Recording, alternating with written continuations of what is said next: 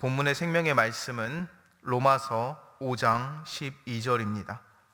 그러므로 한 사람으로 말미암아 죄가 세상에 들어오고 죄로 말미암아 사망이 들어왔나니 이와 같이 모든 사람이 죄를 지었으므로 사망이 모든 사람에게 이르렀느니라. 아멘.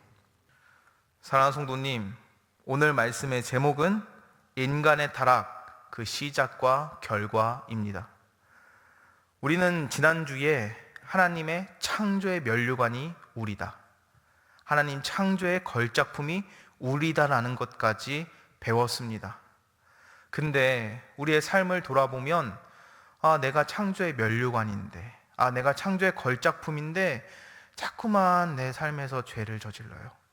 사랑하는 이에게 쓴소리를 하고 사랑하는 자를 상처 입히며 내 스스로 나의 삶에서도 내 자신을 잡지 못하고 도망가고 있습니다.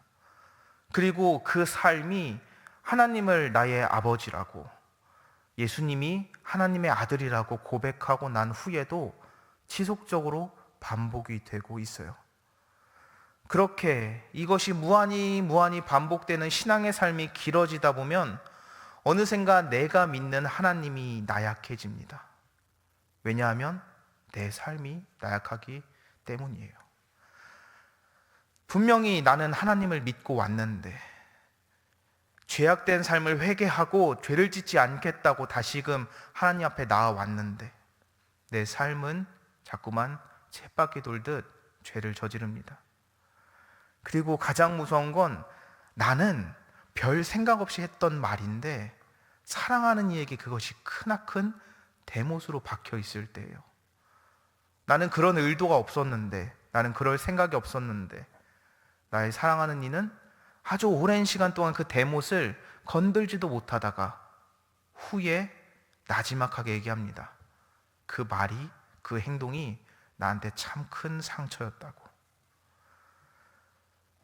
이런 것들을 계속 겪으면서 살아가다 보면 내가 부족하기 때문에 하나님도 부족한 것처럼 느껴져요. 내가 죄에서 벗어나지 못하기 때문에 하나님도 죄를 이기지 못하는 것처럼 느껴집니다. 그렇게 신앙생활이 계속되다 보면 어느샌가 내 신앙생활은 미적지근해집니다. 그리고 거기서 사탄의 계략이 팍 치고 들어오거나 혹은 믿는 자로부터 상처를 팍 받게 되면 그때 교회로부터 떨어져 나가게 돼요. 사랑하는 성도님, 우리가 죄악에서 벗어나지 못한 것 같지만 우리는 지금도 죄악에서 벗어나고 있습니다. 우리는 오늘도 죄를 짓는 것 같지만 우리는 오늘도 죄에서부터 벗어나기 위하여 발악하고 있습니다.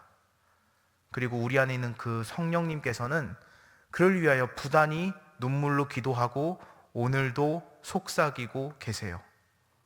그리고 오늘 말씀을 통하여 우리가 예수님을 믿고 나서 죄악을 짓지만, 우리가 잘못하지만 그 안에서 어떻게 해야 할까? 어떻게 하여서 하나님을 영광 높이고 내 삶을 더욱더 거룩하게 할까? 이것에 대한 해답이 오늘 본문 말씀에 들어 있습니다. 오늘 제가 앞에서 하는 설교를 통하여 이 유인물을 전부 다 다루지는 못하겠지만 큰 맥락을 설명해 나아갈 때 오늘 들었던 말씀 중에 이 부분이 잘 이해가 안 된다, 혹은 이 부분이 잘 받아들여지지 않는다 하는 부분이 있으면 그 안에 있는 질문지에 다 적혀 있습니다. 말씀과 질문에 대해서 다 적혀 있기 때문에 꼭 이 시간 다 해소되지 않는다면, 이 시간 내 마음이 시원해지지 않는다면 그 유인물을 한번 보면서 그 은혜의 근거가 이 말씀이구나를 꼭 되새기는 신생의 가족 되기 바랍니다. 그러면 오늘 이 인간의 타락과 시작과 결과, 이 부분에서 먼저 크게 세 가지 용어를 짚고 넘어가려고 해요. 우리는 많이 듣는 용어가 있습니다. 바로 원죄입니다. 근데 원죄는 많이 듣긴 했는데 잘 모르겠어요. 원죄는 성경에서 이렇게 말합니다. 우리의 첫 인류인 아담이 범죄를 저질렀습니다. 그리고 그 아담으로부터 태어나는 모든 사람이 태어날 때부터 가지고 있는 죄, 이것을 원죄라고 합니다. 근데 왜 아담이 지은 죄를 우리가 태어날 때부터 가지고 있을까? 왜냐하면 아담이 인류의 대표이고 처음이기 때문입니다. 이 원죄에 대한 부분을 명확히 내 마음에 가지고 들어가야 예수님께서 나를 대신하여 십자가에 못 박히셨구나 라는 그 마음이, 그 사건이 내 마음에 깊게 들어와요. 사랑하는 성도님, 이 원죄, 아담이 지은 죄, 그것이 모든 사람에게 이어졌다. 왜 이어졌냐? 아담이 인류의 대표이고 처음이니까. 이것을 꼭 알고 가시기 바랍니다. 그리고 크게 성경에서는 죄책이라는 것이 있어요. 죄책은 율법을 범하거나 잘못했을 때 그 책임을 묻는 것을 죄책이라고 합니다. 성경에서는 우리가 잘못을 저지르면 무조건 너는 죄책을 물을 것이다 라고 이야기해요. 당장 신호만 위반해도 4만 원, 5만 원 벌금을 냅니다. 더 나아가서 아주 무서운 신호지대가 있죠. 어린이 보호구역. 거기는 자그마치 13만 원을 내야 돼요. 그리고 성도님들께서는 잘 모를 수도 있겠지만 자전거 탈 때 모자를 안 쓰고 타면, 안전모를 안 쓰고 타면 법적으로는 2만 원에서 3만 원의 벌금을 내게 되어 있습니다. 그리고 자전거는 차도로 다녀야 돼요. 그 이외에 많은 자잘한 것들이 있는데 우리는 대부분 그것이 걸리지 않아서 내지 않고, 또는 걸리더라도 경찰관이 조금 아량을 베풀어서 그냥 훈방 조치할 때도 있습니다. 그러나 기본적으로 잘못을 저지르면 그 책임은 나한테 있어요. 이것이 성경에서 말하는 죄책과 아주 똑같습니다. 성경에서 잘못을 저지르면 그에 대한 책임을 잘못을 저지른 자가 있다고 명확히 얘기해요. 근데 성경에는 또 하나 아주 중요한 단어가 있습니다. 바로 칭의입니다. 칭의는 의롭다고 간주하다라는 뜻이에요. 근데 이 칭의를 누가 하시냐면 하나님께서 하세요. 하나님께서 우리를 향하여 이렇게 말합니다. 예수 그리스도를 믿는 자는 내가 의롭다 칭할 것이다.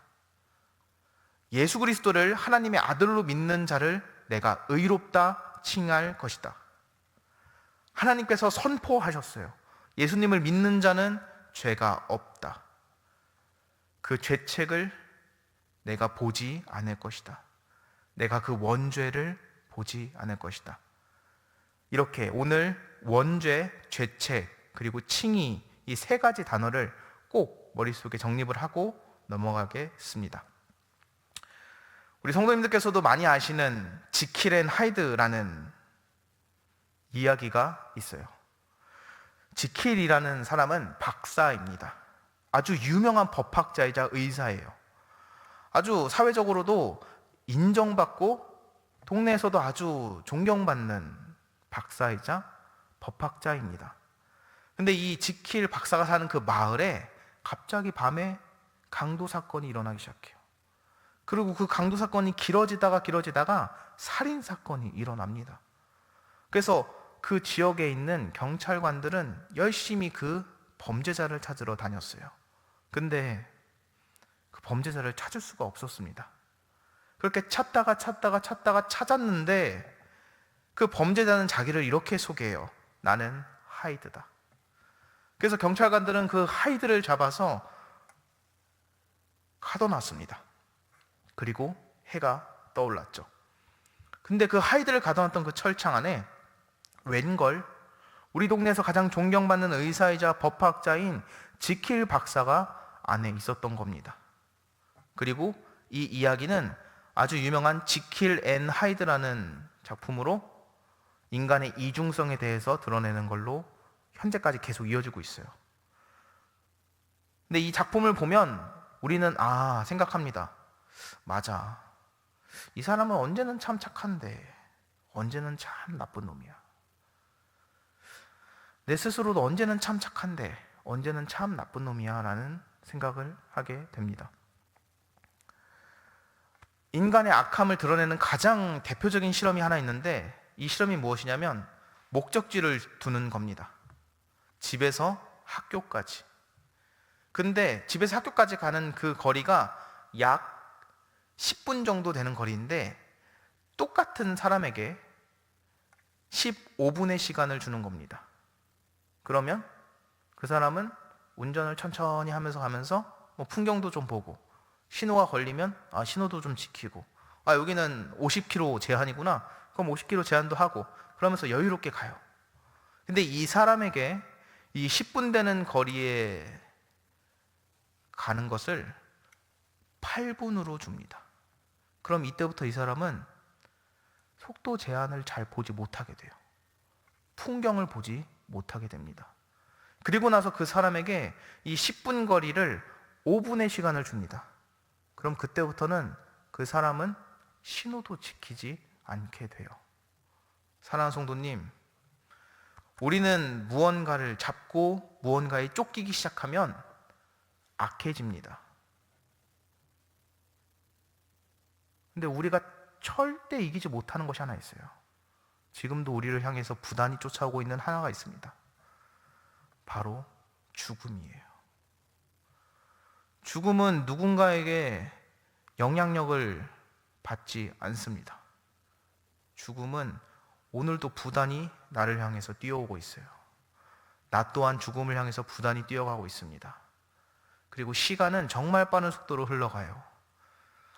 내가 실수한 것을 다시금 번복할, 내가 흩뿌린 물을 다시금 담을 수 있는 기회는 실제로 많이 있지 않습니다. 그렇게 우리를 부단히 끌고 가요.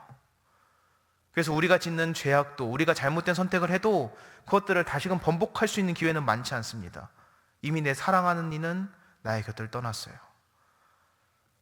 내가 사과하고 싶은데, 내가 다시 용서를 구하고 싶은데 이미 용서를 받을 자는 존재하지 않습니다.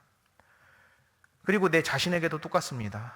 내 청춘에게 사과하고 싶은데, 내가 자녀 어렸을 때 키울 때, 신생아 때 키울 때 그 자신의 내 자신을 돌아보면서 그때 참 고생했다고, 그때 참 노력 많이 했다고 다시금 돌아보고 위로하고 싶은데 그 시간은 다시 돌아오지 않습니다.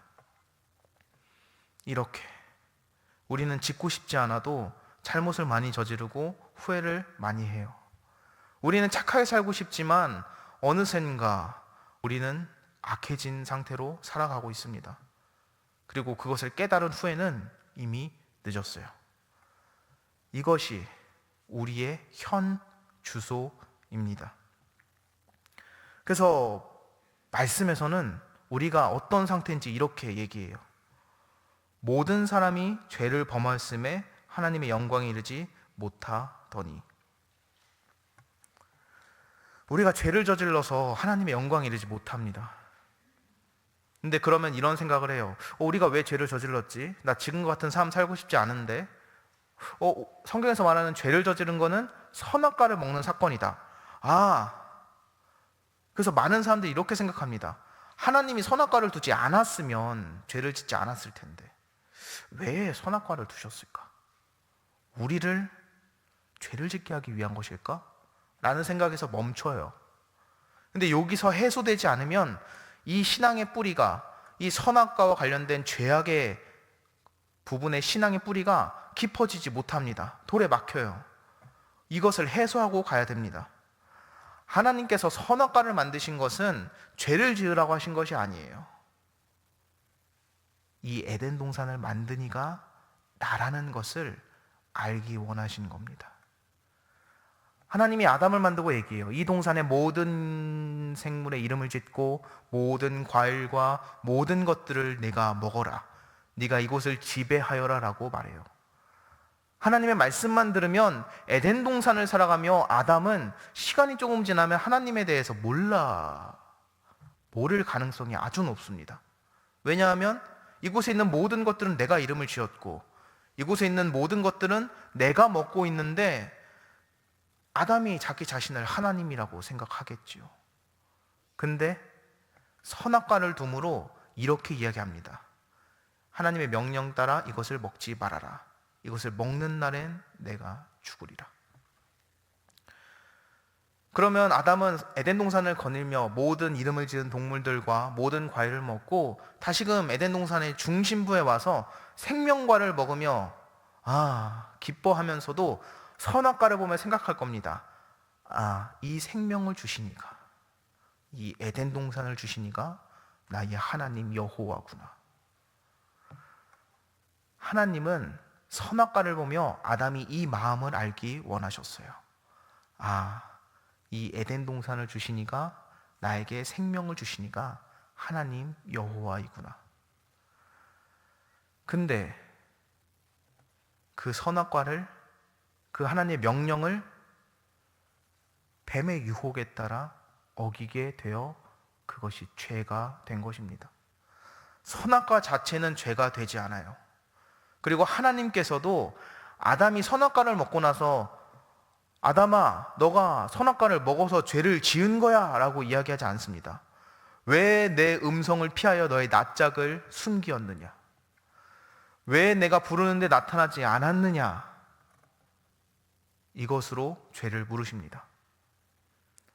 하나님이 선악과를 두신 것, 그것은 너의 아버지가, 너를 살게 하는 이 땅의 창조주가 너를 가장 사랑하는 나 여호와다, 이것을 알고자 하는 마음에 선악과를 주신 겁니다. 사랑하는 성도님, 우리의 삶의 가장 중간에 분명히 말씀이 있습니다. 그러나 말씀이 있으면서 우리의 삶의 가장 중간에 고단함이 있어요. 이 고단함이 있으면 우리는 어느샌가 지칩니다. 그러나 하나님께서는 이 고단함을 보며 또한 이것을 생각하길 원하세요. 이 세상의 창조주가 나이다. 그리고 내가 너를 이 세상에 살게 하였다. 이것이 바로 에덴 동산 중심에 생명과와 선악을 알게 하는 나무가 있던 이유입니다. 그러면 이제 선악과가 왜 에덴 동산의 중간에 있었고 왜 선악과를 하나님께서 명령하여 그곳에 있게 하셨구나 라는 것까지 알았어요. 근데 그 다음에 그 선악과를 통해서 성경은 이렇게 증언합니다. 우리가 죄를 지었다. 이것에 대한 말씀이 사무엘상에 나와 있어요. 사무엘이 이르되 여호와께서 번제와 다른 제사를 그의 목소리를 청종하는 것을 좋아하심 같이 좋아하시겠나이까? 순종이 제사보다 낫고 듣는 것이 수장의 기름보다 나으니라. 아멘. 선악을 먹은 게 죄가 아니에요. 하나님의 말씀으로부터 도망친 게 죄입니다. 성경에서 말하는 죄는 관역을 벗어나다입니다. 하나님의 명령으로부터 벗어나는 것, 그것이 죄예요. 그래서 우리는 죄를 짓고 나서 우리의 지성은 하나님을 불신앙하게 되고 교만하게 됐습니다. 그리고 우리의 감정은 거룩하지 못한 만족을 찾게 되었어요. 그리고 우리의 의지는, 우리의 영혼은 하나님과 같아지려는 욕구를 가지게 되었습니다. 이것이 죄의 특성이에요. 그래서 우리는 지성으로, 우리는 감정으로, 우리는 의지로 다 표적에서 벗어났습니다. 그것이 진짜 말한 죄예요. 그래서 이 아담이 지은 죄, 표적에서 벗어나는 죄가 우리 모두에게 들어옵니다. 근데 우리 모두에게 들어온 죄가 누구를 통해서 다시금 돌아가냐면 예수님을 통해서 돌아가요. 사랑하는 성도님, 여기서 예수님을 보신 분 계십니까? 여기서 내 할아버지 할머니, 내 증조 할아버지 증조 할아버지, 내 고조 할아버지 고조 할머니가 예수님인 분 계십니까? 아마 없을 거예요. 근데 우리는 하나님을 나의 아버지라고 고백합니다. 바로 이 대표성의 원리 때문이에요. 아담 때문에 우리가 다 죄를 지었듯 예수 그리스도를 통하여 우리가 다 칭의 받았습니다. 우리가 다 의롭다고 칭해졌어요. 우리가 무슨 잘못을 하고 우리가 어떤 삶을 살았든지 간에 예수님을 하나님의 아버지라고 고백하면 우리는 하나님이 이렇게 말합니다. 너는 의로운 자다. 너는 거룩한 자다. 그러니 걱정하지 말아라라고 말합니다. 그래서 우리는 계속 죄를 짓고 계속 죄를 짓지만 하나님이 이렇게 말씀하셨으니 괜찮아진 거예요. 근데 세상 사람들이 또 이렇게 얘기합니다. 아니 그러면 너네들 구원받았는데, 너네들 하나님 믿는데 왜 이렇게 도덕적으로, 왜 이렇게 하나님 믿지 않는 것처럼 살아? 이렇게 이야기해요. 근데 우리가 아무리 죄를 지어도 하나님의 칭의는 무너지지 않아요. 하나님이 이미 나에게 이렇게 말했습니다. 너는 의롭고 거룩한 자다. 너는 죄 없는 자다라고 이미 말씀하셨어요. 그리고 그것은 절대로 벗어나지 않습니다. 그러나 우리가 죄를 지으면 우리 안에 있는 성령님이 노하세요. 기뻐하지 않으십니다. 우리 안에 있는 성령님이 떠나는 것이 아니에요. 기뻐하지 않으세요. 노하세요. 우리를 죄악으로부터 돌이키기 위하여 우리에게 채찍질을 드십니다. 왜냐하면 우리는 성령이 있는 자인데, 우리는 생명이 있는 자인데 왜 힘도 없고 하찮은 죄악에, 힘도 없고 하찮은 사탄에 왜 지고 있니? 왜 하나님의 자녀인데 그곳에 머물러 있니? 하고 부단히 우리 안에서 이야기하십니다. 이 9번 질문지에 말씀을 보면 이렇게 나옵니다. 하나님의 성령을 근심하게 하지 말라. 그 안에서 너희가 구원의 날까지 인치심을 받았느니라. 사랑하는 성도님, 우리가 하나님을 나의 아버지라고 고백하는 그 순간부터, 내 삶의 아버지가 하나님이구나라고 고백하는 그 순간부터 우리는 구원의 날까지 인치심을 받았습니다. 근데 우리가 죄를 지으면 그 성령님이 근심하세요. 그리고 그 성령님이 채찍질을 해서라도 그 죄악에서 돌아오고자 얘기하십니다. 그리고 계속적으로 우리를 부르세요.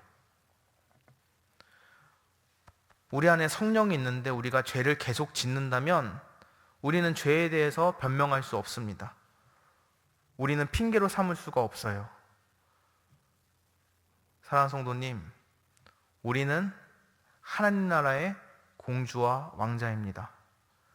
우리는 하나님 나라의 공주와 왕자예요. 왜 아직도 생명 없을 적에 진흙탕에서 구르던 것처럼 왜 아직도 그 진흙탕에 구르고 계십니까? 우리는 그때와 자격이 달라요. 우리는 하나님 나라에 여권이 있는 자, 시민권이 있는 자입니다.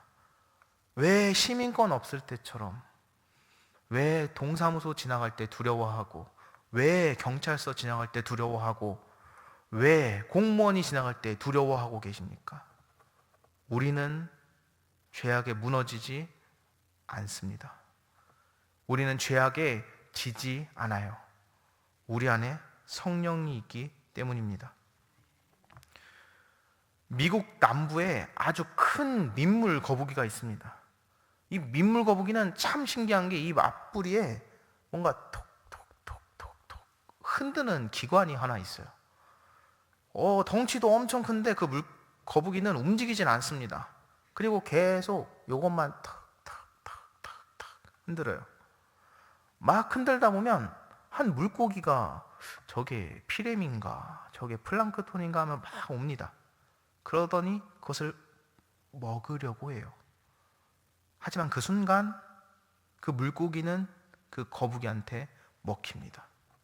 그리고 이 거북이의 방식이 사탄이 우리를 쬐는 것과 같아요. 사탄은 우리에게 보여줍니다. 먹음직스럽게, 보암직스럽게, 영광스럽게. 그리고 우리가 그것을 먹기 직전까지 또는 무는 그 순간까지 우리의 눈앞에 둡니다. 그리고 그것을 절대 막지 않아요. 그리고 어느샌가 우리가 그것을 물면, 우리가 그것에 가까이 가면 사탄은 우리 심장에 아주 큰 혹을, 부리를 꽂아 넣습니다. 그리고 우리는 그때부터 움직일 수 없게 되고 사망에 이르게 돼요. 사랑하는 성도님, 우리는 눈에 보이는 대로 살지 않을 수 있습니다. 귀에 들리는 대로 생각하지 않을 수 있어요.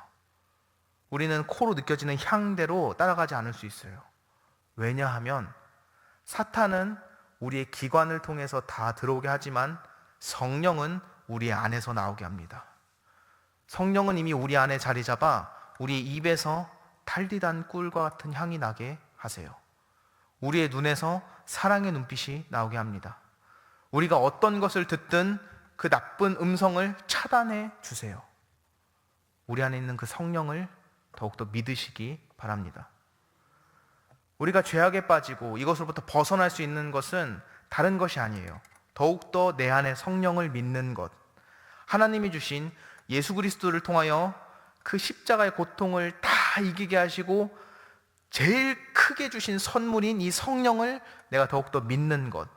내 안에 있는 이 성령을 하나님이라고, 나의 하나님이라고 더욱더 의지하는 것. 그리고 그 성령의 음성에 귀를 기울이고 이 성령을 더욱더 바라보고자 하고 이 성령과 더욱더 대화하고자 하는 것. 이것이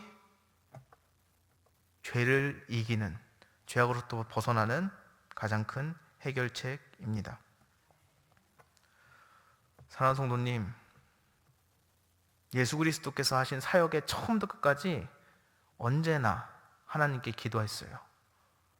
근데 우리는 그 예수님을 통하여 그 하나님이 우리 안에 들어오셨습니다. 우리 안에 하나님이 있어요. 그 하나님은 누구보다 강력하고 누구보다 대단하십니다.